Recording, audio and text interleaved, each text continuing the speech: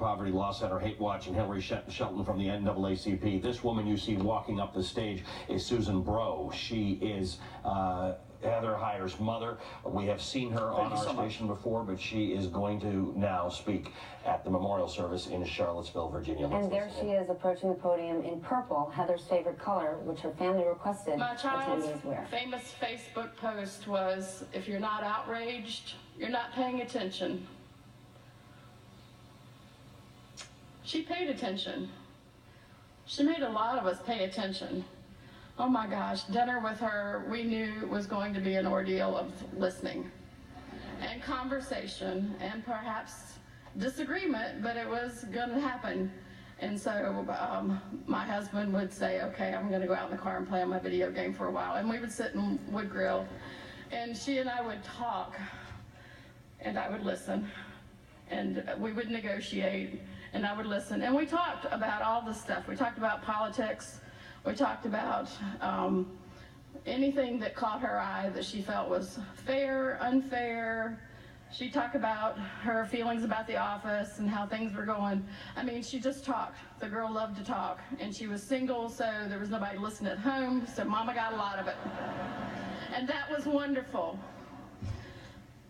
You never think you're going to bury your child. You never think to take those pictures.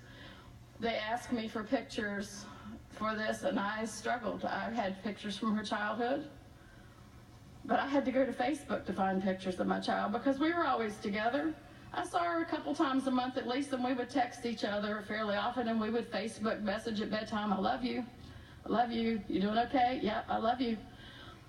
So I have no regrets on that part. Take pictures of the ones that you love because you don't know when they're not going to be there. But here's what I want to say to you today. This could be a storm in a teacup, and it could all be for nothing. I could have said, let's don't do this publicly. Let's have a small private funeral. But, you know, that's not who Heather was. Anybody who knew Heather said, yeah, this is the way she had to go, big and large. Had to have the world involved because that's my child. She's just that way. Always has been, and she will continue to be. Because here's the message. Although Heather was a caring and compassionate person, so are a lot of you. A lot of you go that extra mile.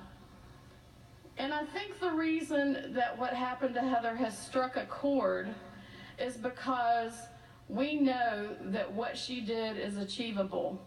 We don't all have to die. We don't all have to sacrifice our lives. They tried to kill my child to shut her up. Well, guess what? You just magnified her.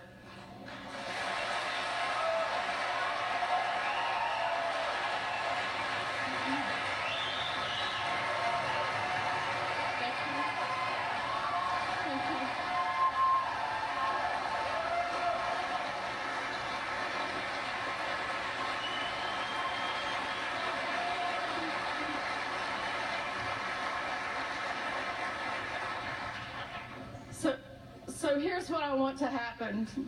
You ask me, what can I do? So many caring people, pages of pages of pages of stuff I'm going through. I'm reading pages of pages of pages, how she's touching the world. I want this to spread. I don't want this to die. This is just the beginning of Heather's legacy. This is not the end of Heather's legacy. You need to find in your heart that small spark of accountability. What is there that I can do to make the world a better place? What injustice do I see and want to turn away? I don't really want to get involved in that. I don't want to speak up. They'll be annoyed with me. My boss might think less of me. I don't care. You poke that finger at yourself like Heather would have done, and you make it happen. You take that extra step. You find a way to make a difference in the world. My child had high school education. My child was no saint. She was hard to raise because everything was a negotiation. Not kidding, but you know what? She was a firm believer in whatever she believed, and let's do that. Let's find that spark of conviction. Let's find in ourselves that action. Let's spread this. Let's have the uncomfortable dialogue.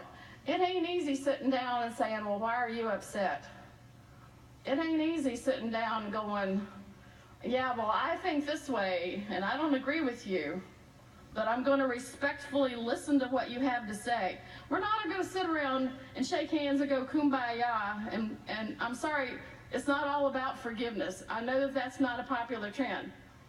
But the truth is, we are going to have our differences. We are going to be angry with each other. But let's channel that anger not into hate, not into violence, not into fear, but let's channel that difference, that anger, into righteous action.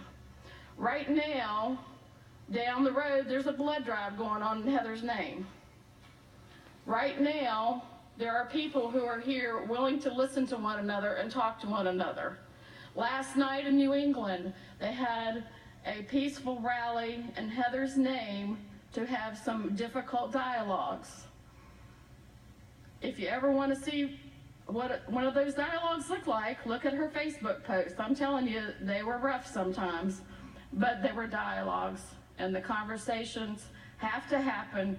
That's the only way we're going to carry Heather's spark through. So remember in your heart, if you're not outraged, you're not paying attention. And I want you to pay attention, find what's wrong, don't ignore it, don't look the other way. You make a point to look at it and say to yourself, what can I do to make a difference? And that's how you're going to make my child's death worthwhile.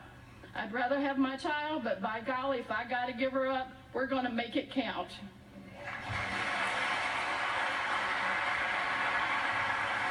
Oh my gosh. I'd rather have my child, but if I got to give it up to make it happen, what a woman.